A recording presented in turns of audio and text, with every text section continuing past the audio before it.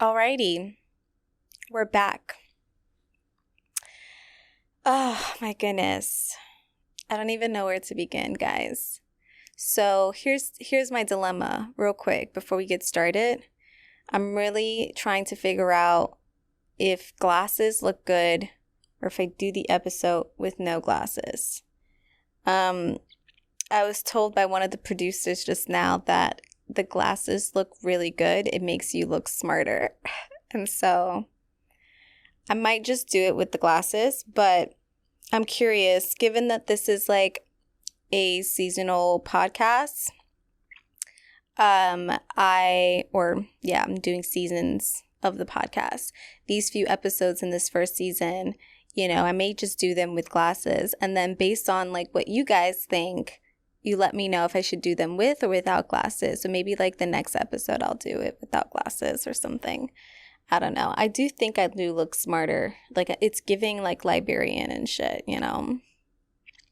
Anyways, welcome back, y'all, to Bad Girl Gone Good-ish with yours truly, where I share stories about the old me and the new me, and all of the things in between. It's not about being bad or good. It's about getting to know all versions of ourselves. And so thank you for tuning in on this lovely episode. I have a lot to unpack, and I was trying to figure out what today's episode was going to be about because there's so much I want to unpack. I really do. And I don't want to kind of mush everything all in together. So I have my phone because I have all my notes here and I want to kind of refer back to it. Last time I had my laptop, and let me tell y'all, it was not looking cute. I was like, oh my God, this looks so annoying. So now I'm going to just use my phone. But I think for this episode, I want to talk about 2023 because I think 2023 as a year was something, y'all. And I don't know if it's just me or if it's, I was talking to friends about this, and it seems like there is some sort of like, power that's happening around the world. But it was a year. It was a year, and it was a year for a lot of people. Now I'm sure for some people it was a good year. And for me, it was a good year as well, in the sense that there was a lot of revelation that happened for me and a lot of things that came up that I was able to learn, a lot of lessons. So in that sense, it was really good. And obviously, I feel so blessed to have been able to go through another year. And I feel so grateful for everything that I do have. And so in that sense, it was a good year, but it was a year of a lot of hard lessons. It was a year of a lot of trials. It was a year of a lot of pain and agony and sadness. So I wanted to have this episode be about that. But before we get started, I'm definitely going to sip some water, because what I will be doing throughout this podcast is stay hydrated. So please hold.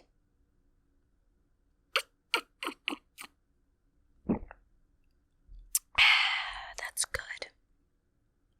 That's so good. Excuse me. Okay. So let's talk about 2023. And I think for me, in order for me to talk about 2023, I kind of need to piggyback off of the years prior to 2023, because 2023, I had a lot of health issues, and that all came from things that happened in 2021 and 2022 and 2020. And so in order for me to kind of speak on that, I want to touch a little bit about just what's happened in the previous years. So for those who don't know, I was back in 2021. I think it was end of 2021, maybe end of 2020. I'm still trying to figure that out. I was diagnosed with Graves' disease, which is an autoimmune disease or disease that kind of affects your thyroid.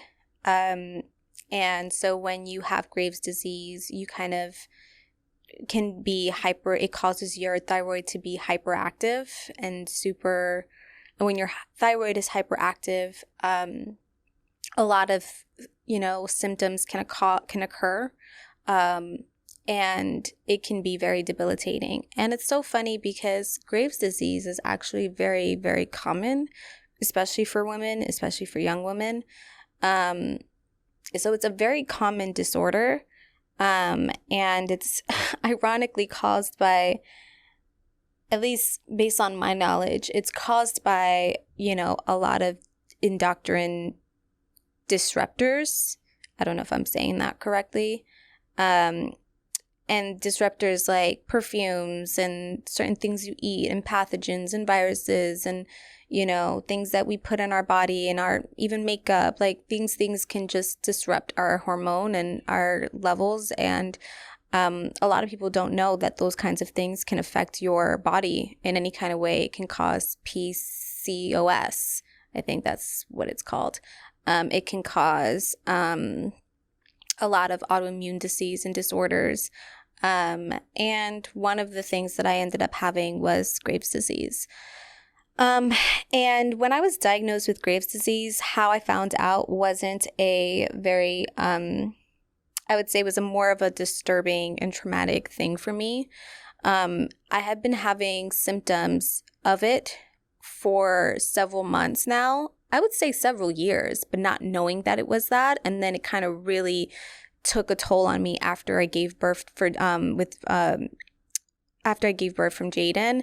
And when I gave birth, about 3 months, I was dealing with postpartum anxiety, and then it just seemed like it was just getting worse. My anxiety was getting worse. I was getting headaches left and right.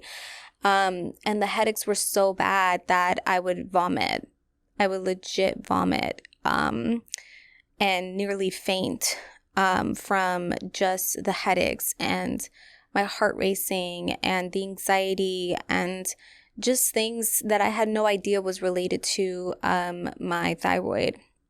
And no one even bothered checking. I mean, I'd gone to doctors left and right, and no one was checking what was the situation. And so when I was first kind of, the thought of the thyroid even being in part of the equation was actually because of how bad my headaches were. So I went to see a neurologist to see if there was something wrong with that. And the only reason why I did was because I have had previous concussions before. So I wasn't sure if something during pregnancy or during my labor may have caused something up here to not work. So I went to see a neurologist, and for those who go see neurologists, you'll know that you get a bunch of testing done, but one of the most famous ones is they want to check these two veins that are kind of connected here. I don't know what they're called. I'm not a scientist or doctor, but they want to check like these two veins here. So I had this, it's kind of messed up even thinking about it, because this doctor, right? Or technician, I guess you would say, he came in and he was checking, the veins here and stuff like that. And he kept like, and on during the whole process. He was like, right? And I'm just sitting there. I'm just like, what is happening? What is going on? Like, what does this mean? And then he goes, Miss Diaz. He had a very harsh Jamaican accent, but I'm not going to attempt to do that. He goes, Miss Diaz. And I'm like, yeah. And he goes, you ever had issues with your thyroid? And I'm like, thyroid? I'm like, no. And he goes, okay. And that's it. And I was like, what are you talking about? What's going on? What's happening? And he was like, the doctor would talk to you. And so at that point, I'm freaking out because, one, I've never heard. First of all, I'm going to be honest. I didn't even know what my thyroid was. All right. Like I didn't even know where that was. Some people don't even know what thyroids are. So I was one of them. I was like, what's a thyroid? What does it do? What's the purpose of it? Where is it? Why, people get thyroid and tonsils kind of confused. And so I'm like, what? Thyroid? What's that? What's going on? Anyway, so I go to see the neurologist, the doctor, after the exam, and she tells me, she tells me, sweetie, she has a really harsh Russian accent, which I'm also not going to attempt to do. But she was like, sweetie, you need to go see an endocrinologist. Your thyroid is enlarged, very, very enlarged. And this might be the reason why you're going through all of the things you're going through. And I was like, oh, okay, I've got an answer for something. Now, I didn't take that for, I didn't take that seriously. I kind of just went along with my day. I don't know if I scheduled an endocrinology appointment or if I scheduled something. I don't know what was happening in my life, but I didn't kind of go forward with looking into it, getting medication or anything like that. All I knew is that it was enlarged and I need to speak to someone about it, some fancy doctor. And so I went ahead and just, proceeded with my days and whatever. And I don't know what happened. But one night I was home and it was really late at night. Jonathan and the baby was sleeping and I was in the living room and I actually just finished smoking a joint. It was a really good joint. So good that I thought that this was the joint was the reason. So strong that I thought the joint was the reason why this happened. So I think I smoked it. And then about 10, 20 minutes later, I get up and my heart was racing so fast to the point where I nearly collapsed. And I was like, what is going on? And I immediately called 911 because I thought I was having a heart attack. I could feel my heart literally jumping out of my chest. I'm hearing it I'm hearing everything. And I call 911. I tell them what's happening. They head over. And all I kept thinking about was, oh my God, this is it. This is how I'm going. I'm going to have a heart attack. And I kept thinking about my aunt who passed away of a heart attack at age 30 or 31. And so she was really young. And I was like, wow, like, I guess this is something in the family. Like, I'm gonna go like this. The ambulance came in. They saw me in distress. And they didn't take me seriously because they asked me what I was doing. And stupidly enough, I told them I had just finished smoking. So they thought that I was just paranoid from the weed. And which, look, I get it, but I'm telling you, it was really, really bad. So I go to the hospital and they're like, you need to calm down. And I'm at the hospital. Y'all, Bronx Care is shit. Bronx Care Hospital. Sorry. Y'all are whack. So I go to the hospital and I'm waiting in the waiting room and I'm pacing back and forth. I have any saliva, like my mouth is so dry and all I feel is my heart beating so fast and fast. And I'm just praying to God. I'm like, please don't take me. Please get me through this. Please get me through this. I have a son. Please get me through this. And I kind of wobbled onto the floor. And I said, guys, somebody help me. I finally screamed out, somebody help me, after waiting like 10 minutes at least. It must have been 10 minutes with no one giving me any attention in the emergency room. I wobble to the floor. This nurse comes and picks me up. She goes, all right, come here. She puts on some monitor that checks I guess it's like an EKG or something like that. I really don't remember because I was in so distress. She sees that my heart rate is climbing up to 200. Almost 200, guys. I swear to God. And she's freaking out. And all of a sudden now doctors are everywhere. And they're like, what's going on? What's happening? What, ma'am, are you okay? Like, you need to calm down. You need to relax. I'm like, I'm relaxing. Like, I'm not doing this. Like, I'm telling you something is wrong. I don't know what's happening. What did you take? What's this? What's that? Doctors are coming in, right? And all I remember is there were a bunch of doctors around me. And they were trying to figure out what was happening. I told them that I did smoke weed. That was the only thing. I don't know what was in it. I don't know if it was the weed or what was going on. And they were like, is there any medical history that we need to know of? Anything that you are aware of that might have caused this? Anything? And I said to him, I remember saying, I said, look, all I know is that I've been having a lot of symptoms, this and this and that. And I did just go to a neurologist and they told me my thyroid is enlarged. I don't know what that means. And I swear, I think after that, I passed out. I don't know what happened. I passed out and I wake up the next day on a hospital bed, and the doctors come in and they tell me that I had a thyroid storm. And thyroid storms are quite deadly because if they're not controlled, if you don't get medical attention, you can go under cardiac arrest.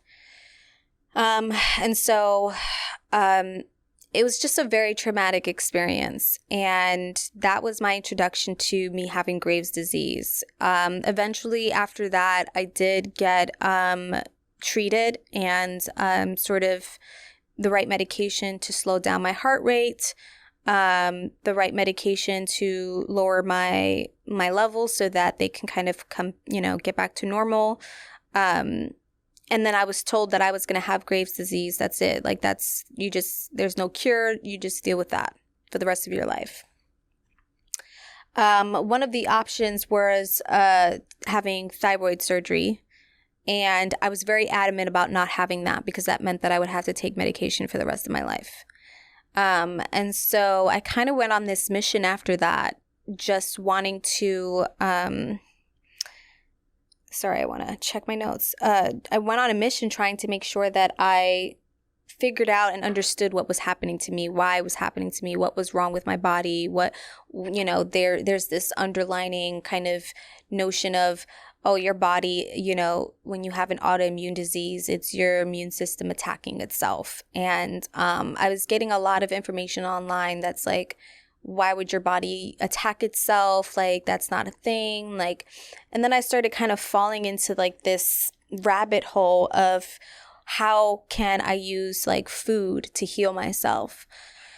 And so I kind of came across several things, Dr. Sebi, medical medium, tried different protocols and landed on medical medium and started to really take control around how the kinds of food I was eating, how I was consuming food, what I was putting in my body, and understanding how inflammation in your body can cause so many different diseases.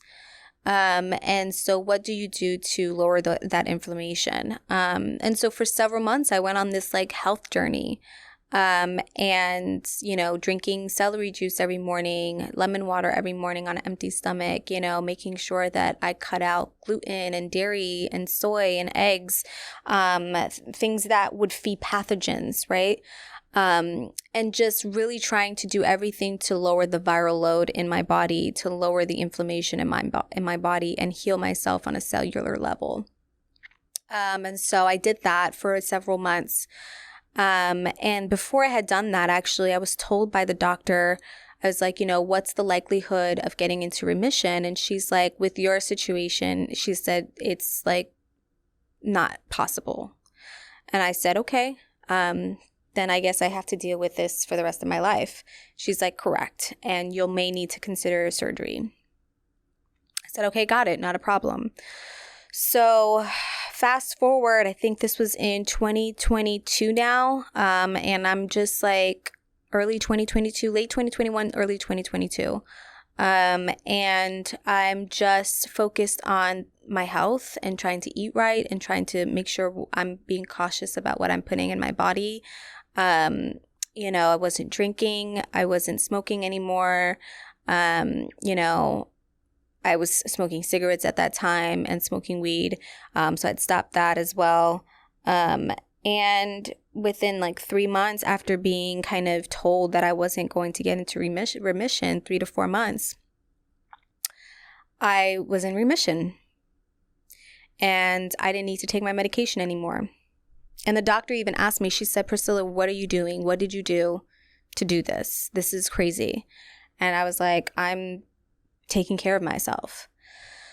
So I did that. And I was really proud of myself because I felt like I was able to take control of my life. I was able to take control of the narrative again. And when you do that, it feels so liberating when you feel like you can take something, being told that you weren't going to be able to achieve remission and then saying, no, I'm going to do that, and not defaulting on typical Western medicine saying this is what it's going to be, this is how it's going to go, and really just being resourceful about the knowledge that's out there.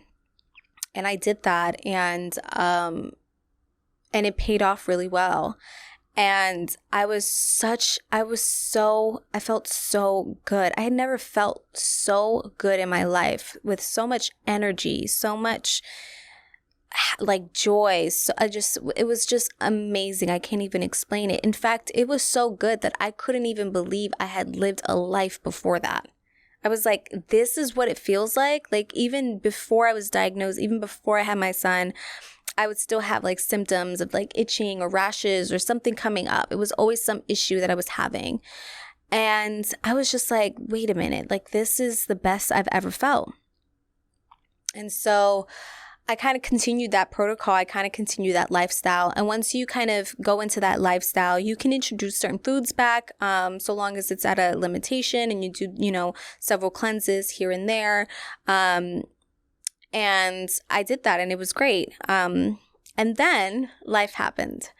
So I think, by 2022, end of 2022, I went, I was working a lot, and there was a lot happening around me at work, having gone into a new sort of industry like real estate, and being introduced to that industry in a way that I was introduced to it without prior experience per se. It was quite challenging because I was dealing with a lot of personalities, and I was dealing with a lot of me having to be scrappy and resourceful and trying to figure things out, while trying to make sure everybody was happy. And it seemed like on the outside that I was doing fine, but on the inside, I felt like a failure every day. And that was really hard because I didn't know how to cope with it. All I knew was what I always known, which was, pull your boots up, strap it up, and just get the work done and do it and stop complaining about it. And that's just always been my approach. That's been ingrained in me since I was little. It's just, there's no complaining. If you're sick, you're not sick, just get through it. Overnights, no sleep, like Lady Gaga said, no sleep, bus, train, plane, another plane, another plane, another bus.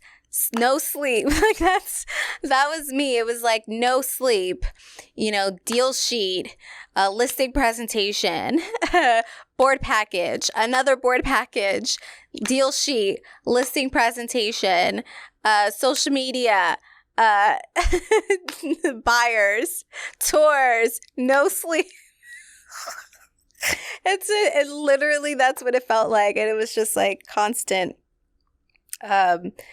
And it became kind of, looking back, it became very dangerous because I had no boundaries for myself. I didn't know how to stop. I didn't know how to say no. All I knew was I needed to get this work done. I need to prove myself to people.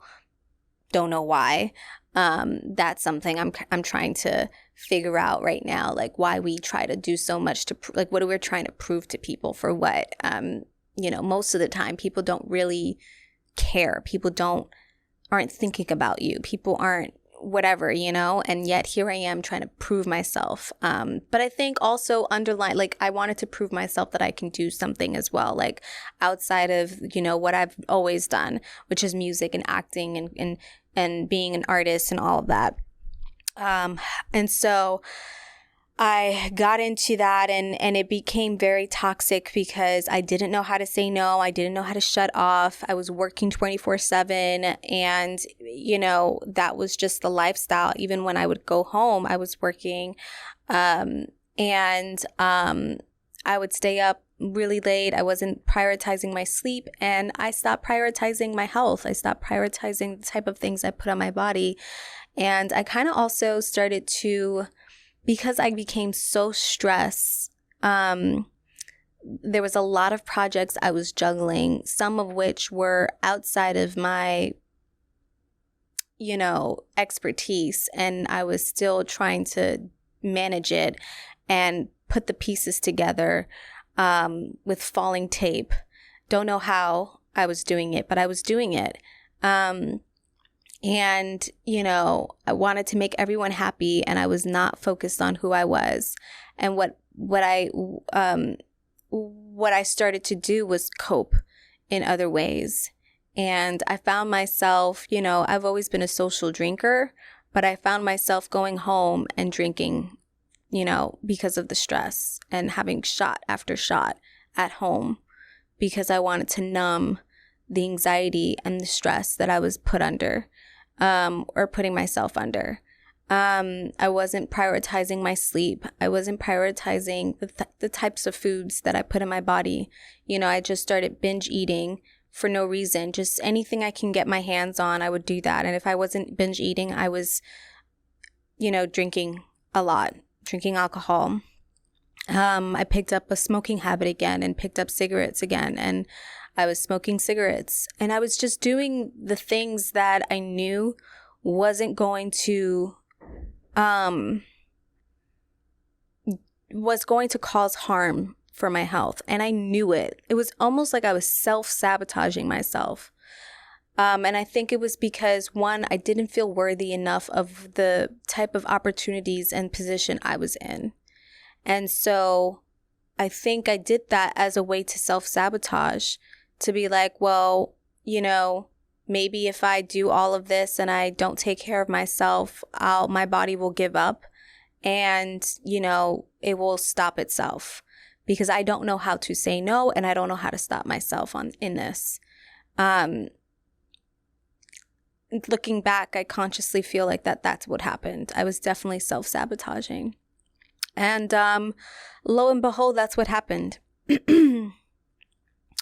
I was drinking too much. I was smoking cigarettes too much. I was stressed. I didn't sleep well. I wasn't eating right. I wasn't putting the right things in my body.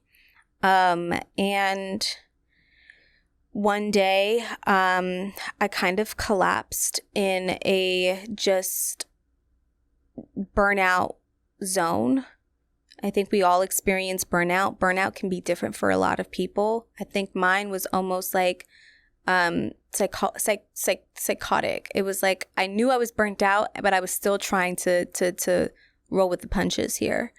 And my partner at that time, business partner, boss, and just he kind of came up to me. He was like, you need to take a moment. Like, a lot has happened this past, year into the new year, all of the things. You need a beat. Especially since we had just finished like this big milestone project. It was like the holidays were there, and it was just a good time to kind of have a moment. And I did do that, and I had reflection, and I was just like, I don't feel good. Like, I do not feel good. I feel sick. Everything that I have fought months I've fought to not get to this moment. I got all back. I got all those symptoms back. And I knew that my thyroid was hyperactive again. And I knew that my Graves, I wasn't in remission anymore. And I knew that, my body was giving up. And then in February of this year, of 2023, I caught another thyroid storm. And that was also quite scary, because I was with my son all day by myself that day. I'd taken him on a nice adventure. We went to the Natural History Museum. What's that damn museum's name? What's the name of this museum, y'all? I never know how to say it. So I'm about to Google it. American Natural Museum.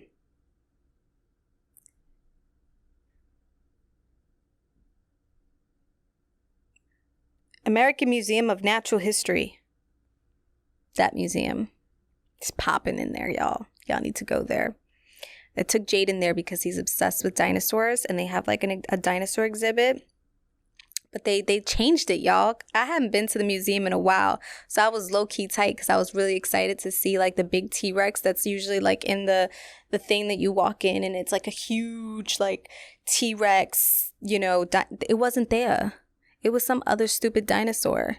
I was so mad. I was like, Jaden would have loved this part. But anyways, he enjoyed himself. Anyways, before I derail myself, so I was with Jaden all day. We went out. We did so many different things.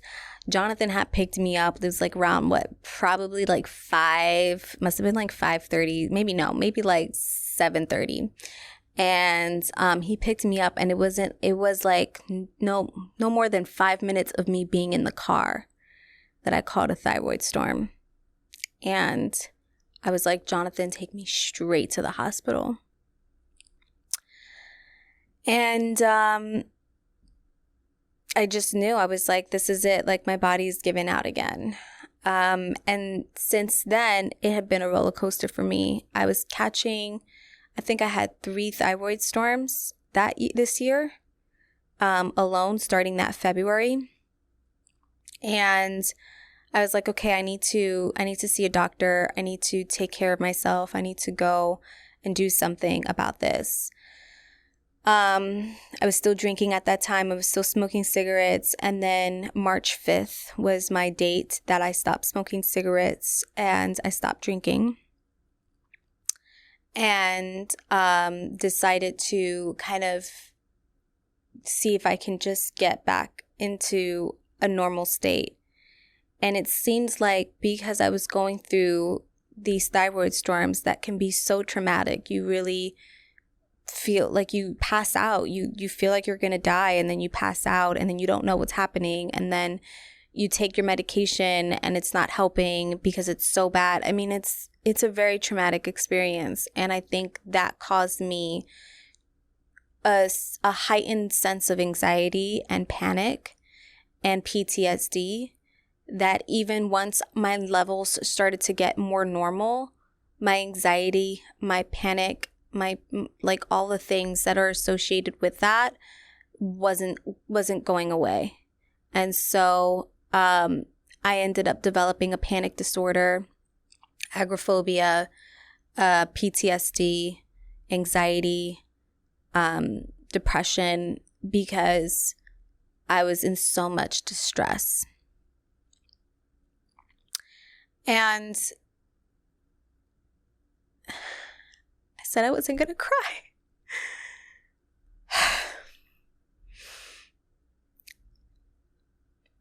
I woke up every day feeling like I was going to die. Like it was going to be my day today, that I was going to die. And I lived like that for months this year. Okay. I said I wasn't going to cry because I didn't want to mess up my makeup. Okay. And that was really hard because you wake up and you look at your son and you're doing everything to fight it. And the doctors are saying, yeah, you're fine. Your levels are fine. Everything looks good. But I wasn't okay. I wasn't okay. And my mental health just crashed. And I knew it did because you don't just wake up every day feeling like you're going to die any minute. And my body was hurting and my chest would hurt so bad, and I couldn't even get up out of my bed because my body would hurt. Started developing other autoimmune disease, as well as this anxiety disorder and this panic disorder, not knowing what I was going through, just thinking that this was all because of my thyroid and not realizing I'm also having a mental health breakdown. I didn't want to accept that. And every day in the hospital, in and out of the hospital, trying to figure out what's going on. Something is wrong. My heart is this. My chest is this. I feel like I'm dying. And no one helping me and trying to figure out like what's going on.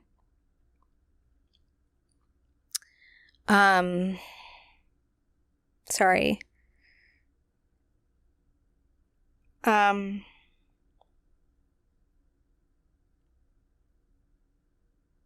I think anyone who experienced a mental health breakdown, it can feel really lonely.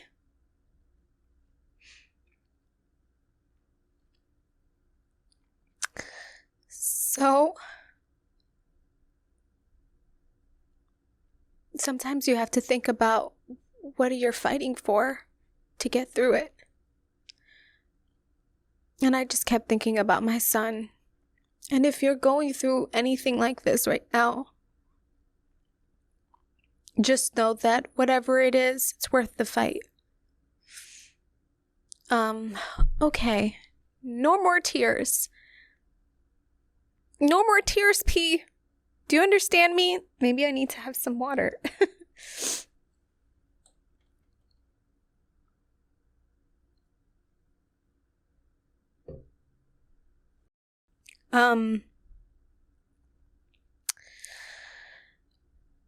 So I went to see a psychiatrist, and it was the right decision and the wrong decision at the same time, because it led me to where I needed to go, but it kind of made things worse. I was put like on Zoloft, 50 milligrams, like right away.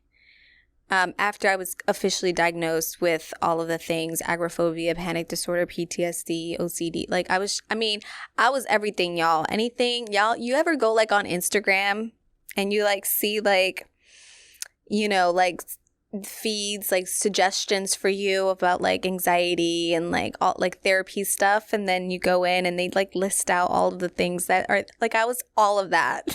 That was everything on the list. They even did like I have to laugh at this. So they even did this thing where it was like, oh, we need to check if like you've had like child abuse issues or whatever, and da da da da da. And I was like, yeah, sure, let's see what that's about. And mind you, I had already been talking to this doctor for like an hour about everything that's been happening. I've been pouring my heart out, crying, just all the things, right?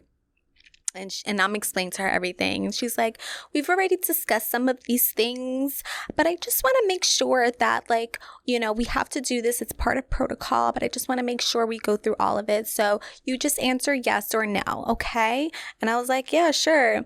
And then she was like, you know, have you ever been molested? Have you ever been this? Have you been, like, all the things that's like child abuse related, neglected, blah, blah, blah. And I was like, yes, yes. Yes, I was like 10 out of 10, yes. And I was like, damn, my life is fucked up, y'all. Anyways, that was a funny moment. I know I just needed to say that, but it was also revealing to me, because it was like, dang, like I was kind of just not paying attention to all of this. You have these physical issues that you go through, but then it affects you mentally, and you're realizing you have so much trauma to kind of, to heal from, but you haven't healed from it, and it's all kind of manifesting in one, you know, one session, or manifesting in 1 month or whatever. And so anyways, but that medication, I had a really bad severe reaction to it. And so it was just constant back and forth of trying to figure out what I was going to do. And in this time, I had lost so much weight. I wasn't eating. I was very pale. I ended up staying with my mom for a week or two, a couple of weeks actually, because I couldn't be alone. I didn't feel safe being alone. I didn't feel safe in my home. I didn't feel safe anywhere. And she started taking care of me. And for a week, I wasn't eating. I couldn't keep anything down.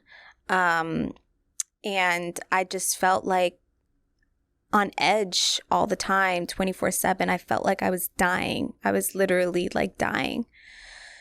And then it started to feel a little normal, but then I would have some good days or good moments, but then it would just get worse. Wow,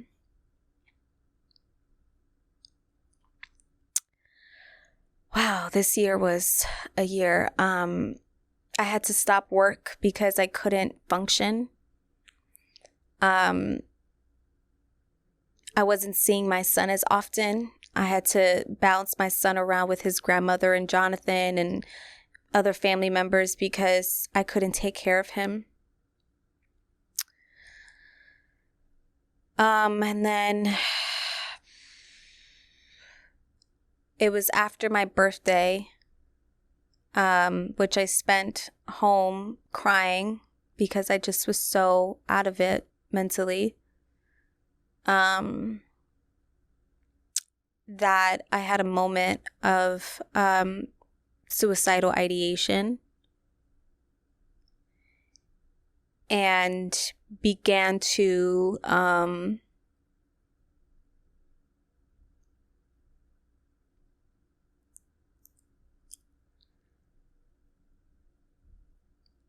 plan out what I was going to do to take my life.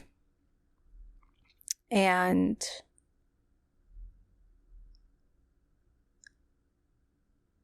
I could feel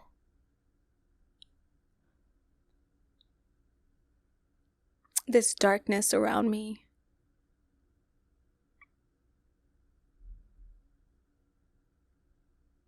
And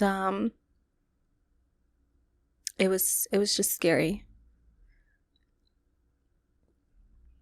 And I don't know what happened, but all I thought about was my son. I said, I know my son needs me. And so I checked into a hospital to get help. And that itself was a journey. And I will say this was the time where I was spent alone within four walls, and through this darkness, God pulled me out.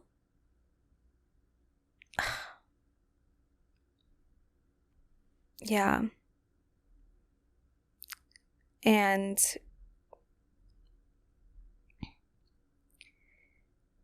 I remember hearing God telling me that I was going to be okay. To trust him. And I said, thank you. And I took the Bible with me, actually. And I wasn't really good. I'm not really, wasn't really good at reading the Bible at that time. I didn't know where to start, all the things. And so after I had that moment with him, with God, he told me to open the Bible, and I fell into the quote of, I think it's Proverbs 5, verses 5 through 6, I think. Trust in the Lord with all your heart, lean not on your own understanding, submit to him in all your ways, and he will set your path straight. And that changed my life. And since then, it's been a little of a roller coaster still. And I kind of had a moment where I had to, after I was in recovery and I started to feel better, I began to kind of go back into this pattern of like, oh, I'm okay. Like I got through it, whatever. Let's move on. Let me get back to work. Let me do this. Let me do that. And everyone around me was like, what are you doing? Like, do you not realize what happened this year? Like, are you okay? Like, what's going on? I'm like, no, I'm fine. I'm good. And I wasn't like acknowledging this trauma that I went through, and the fact that, every day I had to choose to fight. Every day I had to choose to be alive. Every day I had to choose myself. And choosing yourself is a very hard thing to do, especially as someone who all their life felt like I was never the chosen one for people, or I always felt like I was the second option for people. We can get to that in another podcast, but episode. But I didn't take in that moment of like that a lot has happened to me, and I need to sit myself down. I need to sit with God. I need to sit with myself. I need to sit with my son and family and friends and go to therapy and really think about what has happened. The whole idea of choosing sobriety, for example, right? And knowing that I have to continue to choose sobriety for the sake of my health. Something actually even happened even recently, I would say about a week ago, that was kind of heartbreaking, and a lot of emotions kind of came up, and I didn't know what to do. And I was like, I need to just take a walk. And I took a walk, and I didn't feel like that was enough. And for some reason, subconsciously, I went straight to, I need a drink. And then that was like my aha moment where I was like, wait a minute, like when I am feeling pain, I default to something that can help me numb it, like alcohol. And I chose sobriety and decided to go to Within, which is in Flatiron, and have an acupuncture instead. And it helped so much. And so every day I'm learning, like, holy moly, I have to choose myself. And that's a really hard thing to do, because this whole year for 2 years, I wasn't doing that. For months, I wasn't doing that. I think for a lot of my life, I wasn't doing that. I wasn't choosing myself. And there are consequences when you don't do that. And there are amazing things that can happen when you do choose yourself. So let's talk about that before I wrap up. What that looks like now. So that was an example where I chose myself. I think on the outside, it may seem like I have everything together. And I think a lot of people think that. And it's so easy to think that, especially with social media and the way things are perceived in life, that everyone has it together. But the reality is we're all struggling. We all don't know what to do. We all don't have it all together. And what I learned is that when you lean in to the flaws of yourself, when you lean into accepting that you're not okay, that's when the change happens. That's when you can finally bridge the gap between reality and your disassociation, and figuring out, okay, what do I need to do to get back to a whole version of me again? And that's what that looks like when you choose yourself, right? Another example is accepting that I am going to be okay. That was really hard. It was easy to accept that I wasn't okay. It was like, okay, I got it. I submit. God, I need your help. This is all you from now on. Like I'm not, and then retaining the faith and getting that faith and the power and all the things, and then being able to hold on to that constantly and reminding yourself that you're going to be good, and that worries should not be left on you, and that no matter what comes your way, you will be okay. That's the hard part. And that's another way that when you do that, you choose yourself. I feel like I left a lot on the table in this session. And I didn't get to cover everything that I wanted to cover. But that's what other episodes are for. So I'm going to leave you all with this. If you feel like you are going through something, whether it's mentally or physically, emotionally, whatever it is you're going through, you're not alone.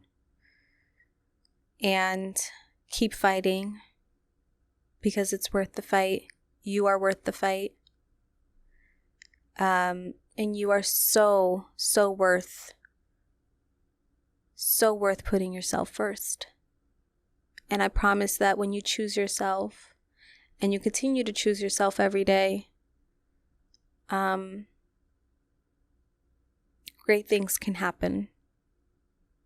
You know, you'll see the other side. Thanks for tuning in, guys, and I'll see you in the next episode.